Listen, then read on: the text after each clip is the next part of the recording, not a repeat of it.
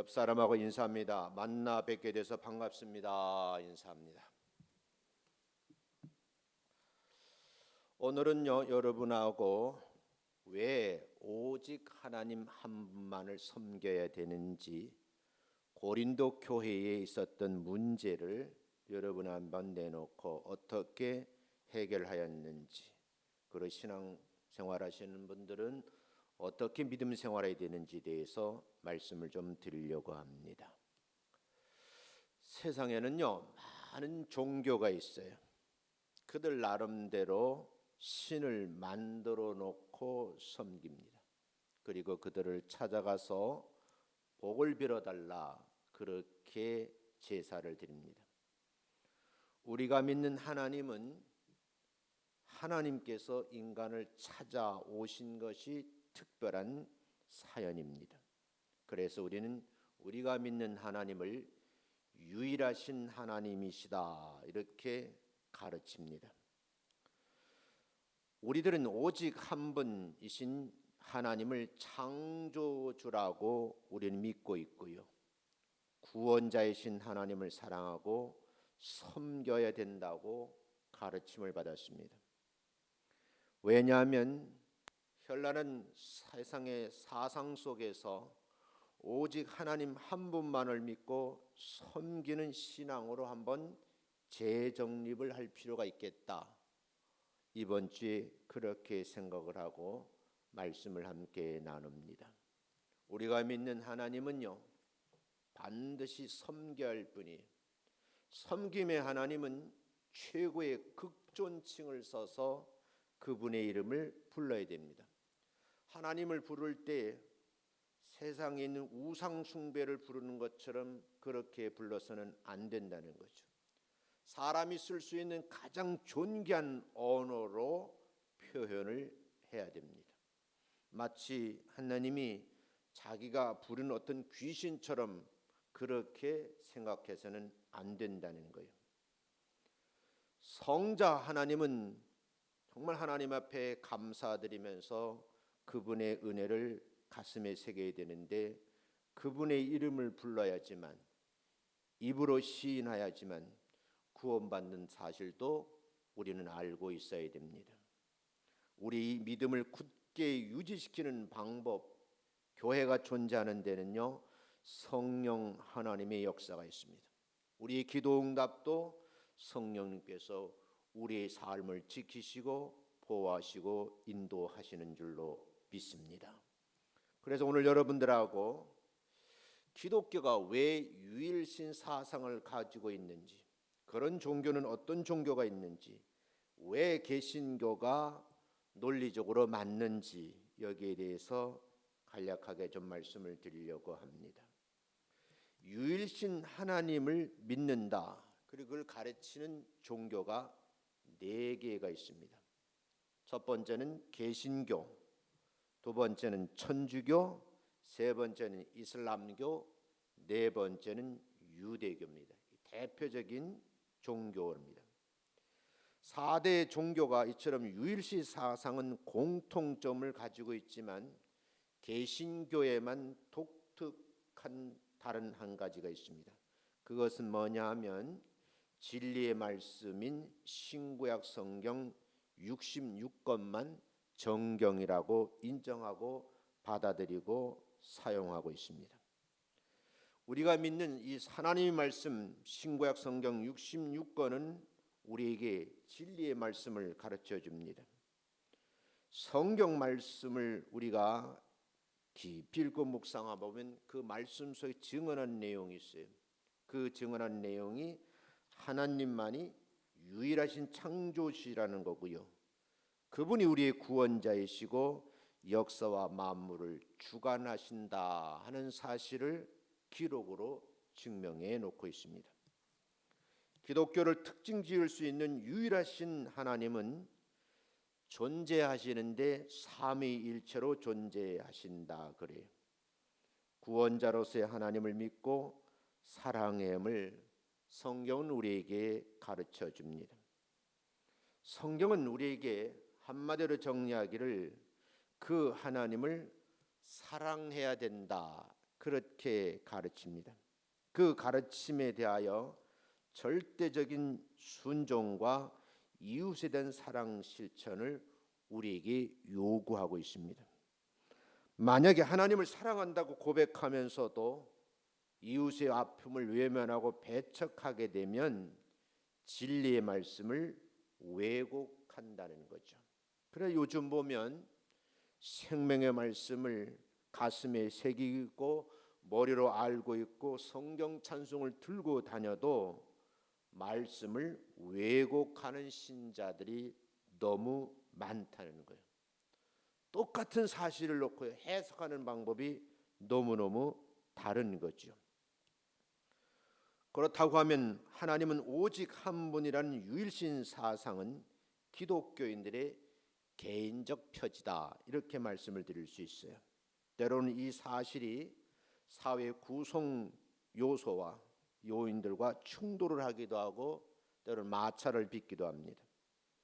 이를 극복해 내려고 하면 우리가 할 수 있는 유일한 방법은 뭐냐면 목숨을 내놓고 하나님을 사랑해야 되고 이웃을 사랑해야 된다는 거죠. 사랑하려고 하면 어떻게 해요? 대가를 지불해야 됩니다. 예수님께서는 모든 사람들의 구원을 위해서 십자가상에서 자기 몸을 내어놓으시고 깨뜨리시고 피 흘리셨고 그리고 부활 승천하셔서 지금도 우리를 위해서 기도하고 계신다 그래요. 그래서 그 사랑의 범위를 무한대라는 말을 씁니다. 사도 바울은 오직 하나님이라는 유일신 사상에 기초해서 고린도 교회에 문제가 생겼어요. 그 문제가 교회 안에 갈등으로 번지게 됩니다. 이런 문제를 해결하시는 데 있어서 사도 바울은 어떻게 해결했는지 그 내용이 본문에 기록이 되어 있습니다. 그 내용 첫 번째, 우리가 분명히 알아야 할 것은 뭐냐 하면 오직 사랑해야 할 분은 유일하신 하나님 한 분, 여호와 하나님이라는 거예요. 이스라엘 백성들에게 하나님께서 약속한 축복의 땅이 있다, 그렇게 말씀에 기록이 되어 있어요. 그 기록된 말씀이 신명기 6장 4절부터 9절까지 있는 말씀입니다. 축복의 땅인 가나안 땅을 소유하기 위해서는 제일 먼저 해야 할 일이 뭐냐? 여호와 하나님을 사랑해야 된다 그래요. 한번 성경 읽어보겠습니다. 신명기 6장 4절 5절입니다. 읽습니다. 시작. 이스라엘아 들으라, 우리 하나님 여호와는 오직 유일한 여호와시니 너는 마음을 다하고 뜻을 다하고 힘을 다하여 내 하나님 여호와를 사랑하라 그랬어요. 사랑하는데 방법론적으로 마음을 다하고 뜻을 다하고 힘을 다해서 전적인 사랑 표현을 하라, 이렇게 성경은 우리에게 가르치고 있어요. 그래야지만 가나안 땅에 들어갈 수 있고 그 가나안 땅을 소유할 수 있고 누릴 수가 있다, 그 말씀이죠. 두 번째는요, 축복의 땅인 가나안 땅을 소유하기 위해서는 하나님의 말씀을 잘 배우고 가르쳐야 된다는 거죠. 한번 읽어봅니다. 6절 7절입니다. 시작.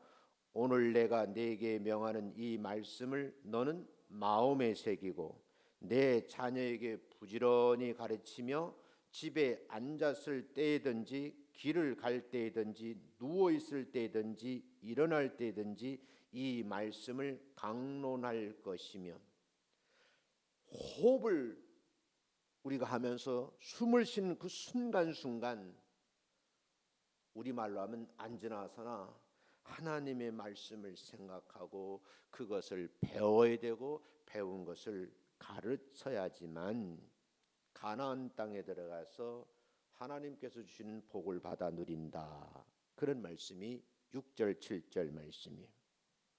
세 번째는요, 축복의 땅인 가나안 땅을 소유하려고 하면 하나님의 말씀을 기호로 삼고 늘 가까이 된다. 그 말씀이 기호라는 말씀을 했어요. 6장 8절 9절 있습니다. 시작. 너는 또 그것을 내 손목에 매어 기호를 삼으며 내 미간에 붙여 표로 삼고 내 집 문설주와 바깥문에 기록할지니라. 그래서 유대인들은요, 이 구약 성경만 믿잖아요. 신약 성경을 안 믿어요. 그래서 이 신명기에 있는 이 말씀을 두건에다 집어넣고 항상 쓰고 다니는 거예요. 그리고 이 말씀을요, 문설주에 발라놓고 들어가며 나가면서 계속 암송하고 반복하는 겁니다. 이 모든 조건은요, 하나님을 사랑하는 마음이 있어야 실천이 가능하다, 이렇게 성경은 가리키는 거예요. 하나님을 사랑하는 마음이 없으면 말씀을 배우려는 열정도 없고 가르칠 용기도 없어진다, 그런 말이죠. 말씀을 기호로 삼고 늘 가까이 두지 않는 성도는 하나님을 사랑한다고 말할 자격이 없다, 그런 말씀으로 표현될 수 있어요. 사도 바울은 오늘 본문의 내용을 보면 고린도 교회가 우상의 제물을 먹어서는 안 된다 하는 문제로 인해서 혼란스러워하고 갈등을 빚고 있는 교인들에게 가르침을 줍니다. 그 가르침이 고린도전서 본문 8장 3절에서 이렇게 말씀을 합니다. 다 같이 읽어보겠어요. 시작. 또 누구든지 하나님을 사랑하면 그 사람은 하나님도 알아주시리라. 하나님을 사랑한다고 하면 전제예요. 음식을 먹는 일 때문에 너무 힘들어하지 말라는 말씀이 내포되어 있는 거예요. 저는 세상을 살아가면서 신앙인들을 많이 보잖아요. 아주 작은 일 때문에 호들갑을 떠는 분도 있고요. 어떤 분들은 내가 보기에도 큰 일 같은데 담대하게 잘 이렇게 견뎌내시는 것을 볼 수가 있어요. 제가 오랜 신앙생활을 목회를 하면서 한평생 같이 살았던 부부의 인연을 맺던 남편이 죽은 거예요. 기절을 하고 몇 번 하더니 못 살겠더라고, 그렇게 힘들어 하시는 분을 봤어요. 또 한 분은요, 정말 그렇게 살아 남편을 하늘에 보내시고 담담하게 지나시면서 늘 저에게 하는 말이, 남편이 하지 못한 일을 내가 꼭 하고 천국 갈 거예요. 그렇게 하면 신앙생활하는 분도 있더라고요. 둘 다 남편을 보내셨는데 신앙생활하는 것이 그렇게 차이가 많이 나는 것을 제가 봤어요. 여러분, 하나님을 사랑할 수 있는 능력자가 되시기를 주의 이름으로 축원합니다. 두 번째, 오직 한 분이신 우리 하나님에 대해서 성경은 말하고 있습니다. 하나님을 사랑한다면 우상에게 바쳤던 제물을 먹어도 괜찮다는 말인가?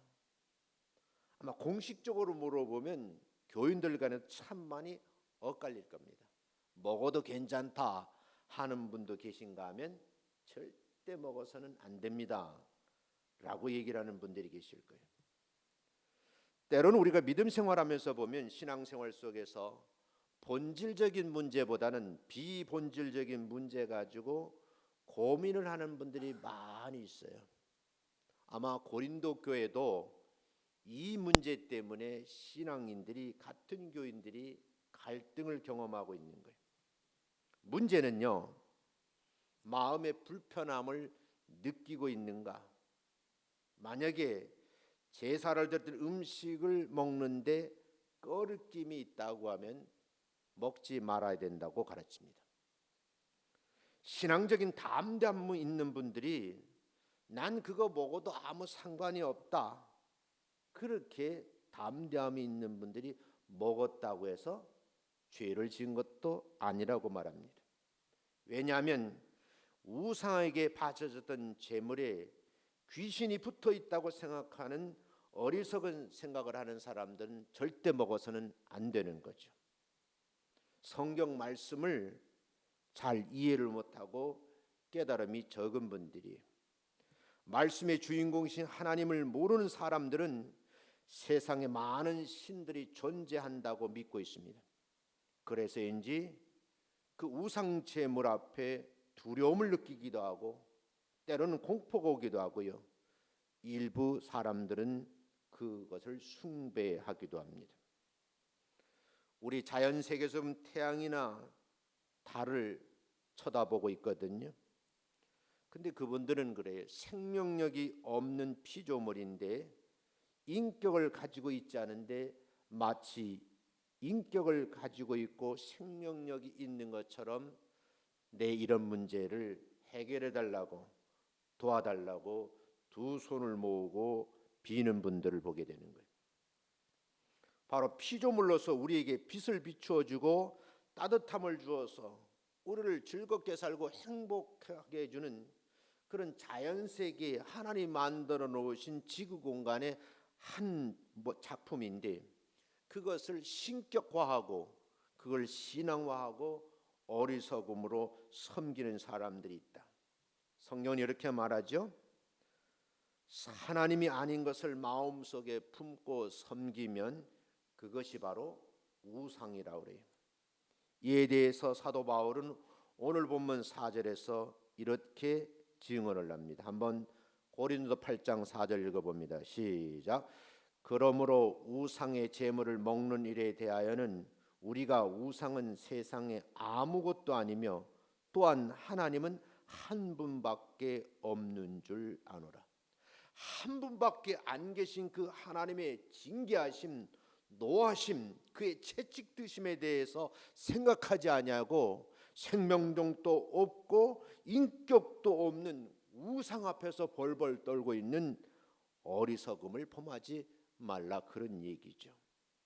우리 하나님은 우리와 똑같이 인격을 가지고 계신 분이에요. 예수님도 우리를 위해서 눈물을 흘리셨고요. 성령님께서 우리를 위해서 근심하고 계신다고 그러시잖아요. 그렇다고 하면 여러분들이 이 말씀을 보면서 이제 단호하게 한번 마음의 정리를 하셔야 돼요. 이 마음때쯤 되면 문제가 해결 안 되면 교회에 나오시는 분들이 이상하리 많지 우상 숭배하러 가시는 분들이 있고 점집을 찾아 드나드는 분들이 있어요. 결코 그래서는 안 된다 그 말이에요. 저는 분명히 말씀드리겠어요. 우리가 믿는 하나님은 유일하신 분인데 딱 한 분밖에 안 계신다. 그분의 눈밖에 나면요, 우리 인간의 말로는 상상할 수 없는 일들이 개인의 삶 속에 스며든다는 거예요.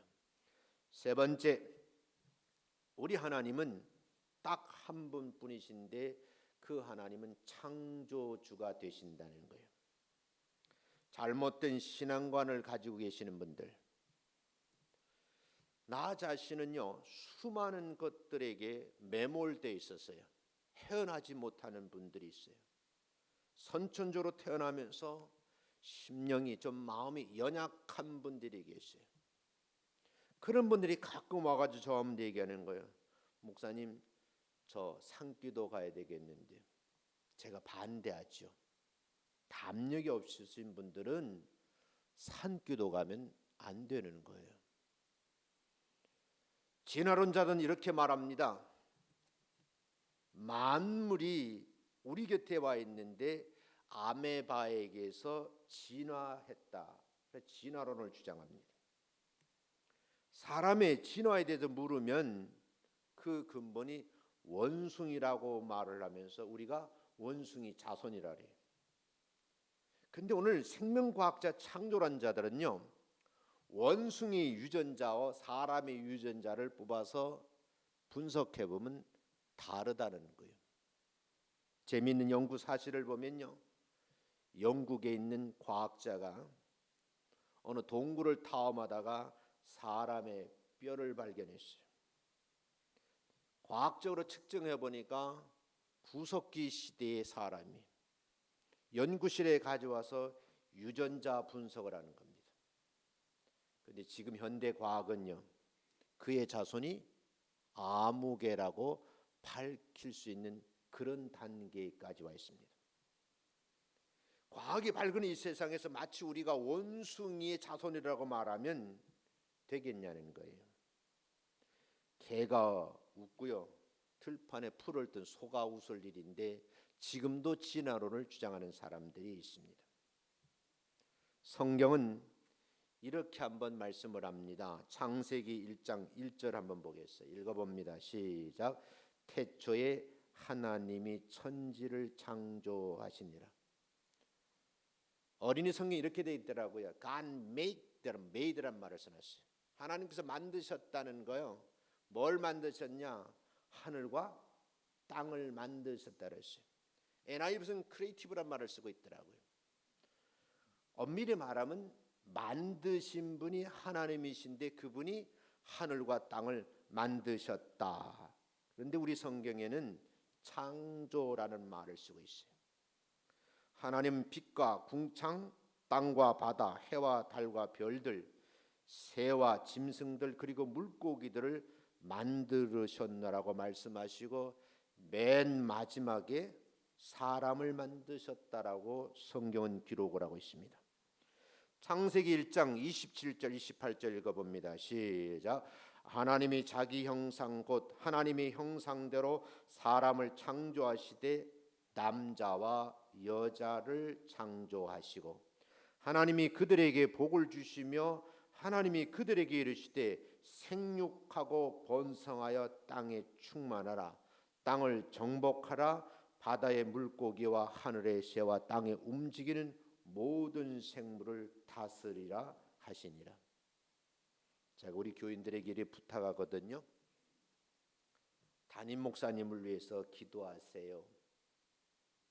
그 기도가 딱 세 가지. 주의 종을 위해서는 하나님 사랑하는 종에게 말씀의 은사를 주시옵소서. 주의 종에게는요. 병 고치는 은사, 신유의 은사, 예언 은사 그런 게 중요한 것이 아니고 말씀의 은사가 제일 중요한 거예요. 그 은사를 가지고 성경을 깊이 꿰뚫어 보는 능력이 있어야 돼요. 성경을 많이 아는 것도 굉장히 중요하지만 그 말씀을 잘 가르치는 것도 은사라는 거예요. 그래서 가르침의 은사를 허락하옵소서 기도 부탁을 해요. 그리고 세 번째는 다스림의 은사입니다. 주의 종이 말씀의 권위를 가지고 선포하면 그 말씀에 나이 많은 어르신으로부터 시작해서 아이들까지 일사불란하게 말씀에 순종하면서 따르는 그 모습이 하나님 보시기에 참 아름다울 정도로 이것이 바로 하나님께서 목회자들에게 주는 권위이고요. 그 권위를 잘 사용하려면 은사가 있어야 된다 그런 말이죠. 우리 성도님들은요. 우리 하나님이 어떤 분인가 창조주이심을 믿고 따르면서 섬기는 것이 성도의 본분인 줄로 믿습니다. 네 번째, 오늘 고린도전 하나 더 말씀을 하는데 우리 하나님은 음식보다 더 귀하신 분이라고 증언을 해요. 어딜 가나 먹고 사는 게 사람들의 문제예요. 영웅호걸도 천하장서도 먹지 않고서는 생명 유지가 어려운 거예요. 얼마 전 방송에서요. 정말 유능한 학자인데 끼니를 해결하지 못해서 병원에 입원해 있는 그런 영상을 제가 봤어요. 방송국 PD가 카메라를 들고 찾아가 봤어요. 이분은 고려대학교를 수석으로 졸업하신 분이에요. 그리고 미국 유학 가서 박사학위를 받았는데 세계가 알아주는 사람이에요. 그리고 하버드 대학에서 강의까지 하신 분이더라고요. 무언가 이끌려 고국으로 온 거예요. 고국으로 돌아와서 자기 할 일을 찾지 못하고 그저 그렇게 살아가다가 끼니를 해결하지 못하는 거예요. 내가 있을 곳이다 어딘가에서 고려대학교에 가서 도서관에서 10년을 머물렀어요.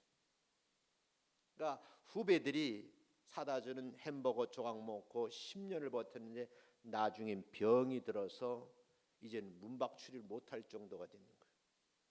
제가 그 영상을 가만히 보면서 명문대를 졸업하고 세계적인 그런 천재의 모를 가지고 그렇게 명석하게 제자들에게 존경을 받던 사람도 먹지 않으니까요, 아무것도 아니더라고요. 남한에서는요, 경제 성장으로 인해서 먹거리가 흘러 넘치는 곳이 바로 남쪽입니다. 오죽 했으면 먹을 게 지천이라는 말을 하잖아요. 가끔 가다가 저는요, 어이없는 일을 경험하게 돼요. 굶어 죽는 사람을 봐요. 그 남한 땅에서 말이에요. 근데 제가 한번요, 용산 전자의 상가에 가서 어느 할머니를 한참 제가 살펴봤어요. 비닐봉투를 한 여러 개 가지고 오셨더라고요. 그러니까 전자상에 점심시간이 되면 다 시켜 먹거든요. 근데 이분들이 입맛이 짧으니까 음식을 다 안 먹어요. 그때서부터 다니시면서 남이 먹던 음식물을 뒤지면서 깔끔하게 밥도 한쪽으로 먹고 반찬도 모으고 이래가지고 가시더라고요. 내가 유심히 지켜봤어요. 난 목사니까. 피골이 상접한 게 아니라요, 살이 통통 쪄 있는 거예요. 여러분, 우리나라에서 버린 음식물 쓰레기가 처리 비용이 어마어마합니다. 그런데 여러분, 북쪽에서는요, 먹을 것이 없어서 기근 상태인 거예요. 제가 연변 과기대학에 갔을 때 김영길 총장님이 간절히 부탁을 하더라고요. 목사님들, 이북 사람을 도와주세요. 어떻게 도와주면 되는데요? 구제연금 좀 보내주세요. 무엇이려는 데니까 중국 연변에 국수 공장을 만들어 국수를 만들어서 기차를 실려 보내는 함경도 사람들을 위해서. 그럼 하시는 말씀이 지금도 잊지 못해요. 이북에는 나라가 두 개입니다. 평양이라는 나라가 있고 이북이라는 나라가 있습니다.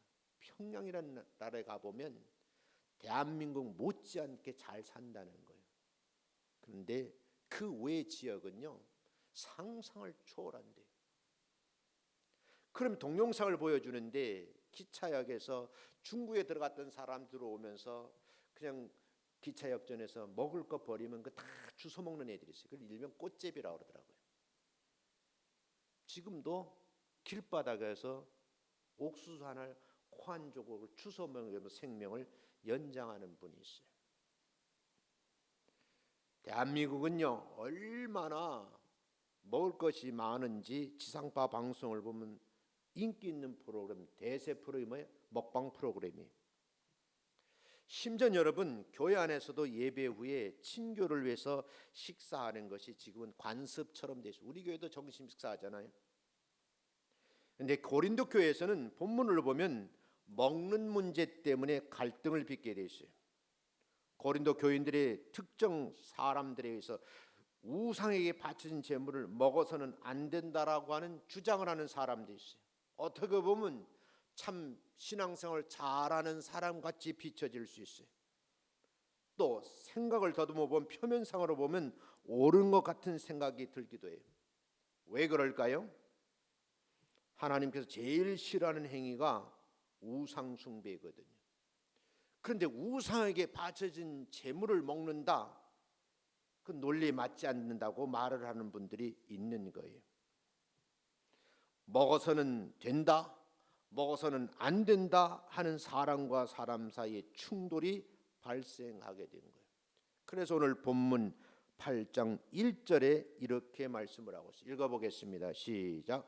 우상의 제물에 대하여는 우리가 다 지식이 있는 줄을 아나 지식은 교만하게 하며 사랑은 덕을 세우나니 만일 누구든지 무엇을 아는 줄로 생각하면 아직도 마땅히 알 것을 알지 못한다. 사실은 알고 있는 것 같은데 고린도 교인들이 모른다는 거예요. 궁금하잖아요. 뭘 도대체 우리 보고 모른다는 말인가? 논리적으로 말하면 우상을 섬기면 안 되고 우상 숭배드렸던 제물을 먹지 않는 것이 맞지 않느냐? 그것이 일반적으로 되어 있는데 사도 바울의 견해는 다른 거예요. 그래서 오늘 8절 말씀을 다시 한번 읽어보겠습니다. 시작. 음식은 우리를 하나님 앞에 내세우지 못하나니 우리가 먹지 않는다고 해서 더 못 사는 것도 아니고 먹는다고 해서 더 잘 사는 것도 아니다. 이게 결론이에요, 사도 바울이. 제가 해석하면 이런 겁니다. 지금의 풍요로움은 남한 사회에서 너무 많이 먹어서 질병에 노출되어 있는 거예요.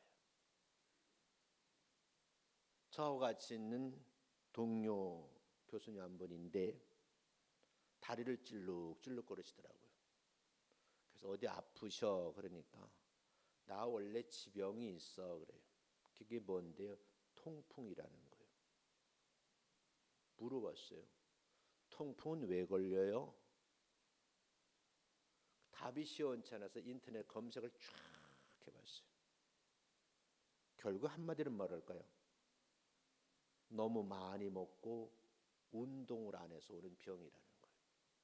근데 그분 표현을 하면 발가락에 퉁퉁 부었는데 살 속에 가시가 있어 막 찌르는 것 같은 통증이 온대요. 상상을 못한다고 그러더라고요. 제가 이 설교원고를 다 작성해 놓고 집에를 갔어요. 우리 아들이 샤워를 하고 나와가지고 제 엉덩이를 만지면서 아빠는 아직까지 괜찮으네 그러시더라고. 근데 운동도 안 하시는데 어떻게 아직 근육이 있으셔 그러길래 네가 봤냐 그랬어 내가. 저는요 운동 안 하는 것 같아도요 순간순간 운동해요. 강의실에 가서도 그냥 앉았다 일어났다 1층서부터 7층까지 예배당 올라갈 때 항상 저는 뭐예요? 걸어 올라가요. 내려올 때는 타고 내려와요. 시간이 없다고요. 저 새벽 기도하잖아요. 그냥 가만히 앉아 기도하지 않아. 항상 어깨를 움직이면서 기도해요.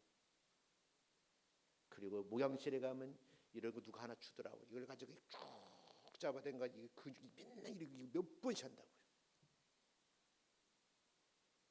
먹는 것만 좀 어떻게 돼?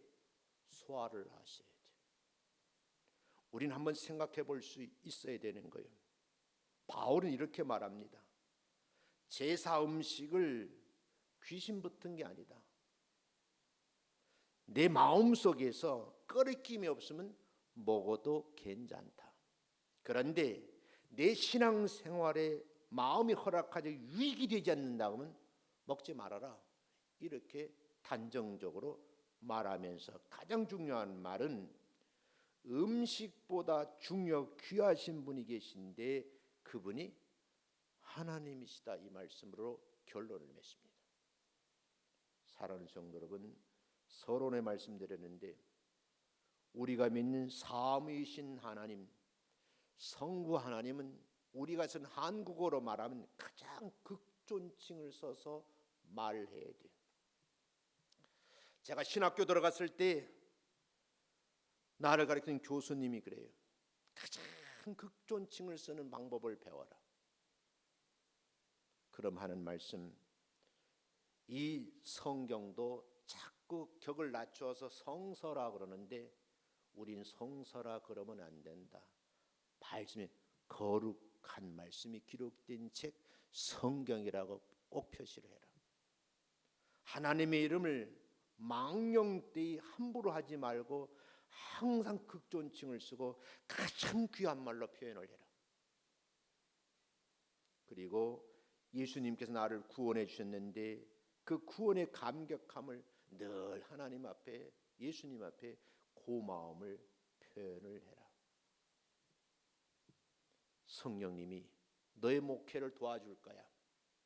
그러므로 너는 성령의 역사하심을 믿고 끝까지 기도줄을 놓지 말아라. 그리고 마지막 하는 말씀이 너는 강단에서 세상 지식을 전하지 말고 예수 얘기 시작해서 예수님 얘기로 마치고 내려와라. 그러면 너는 목회 끝날 때까지 교회에서 쫓겨날 일이 없을 것이다.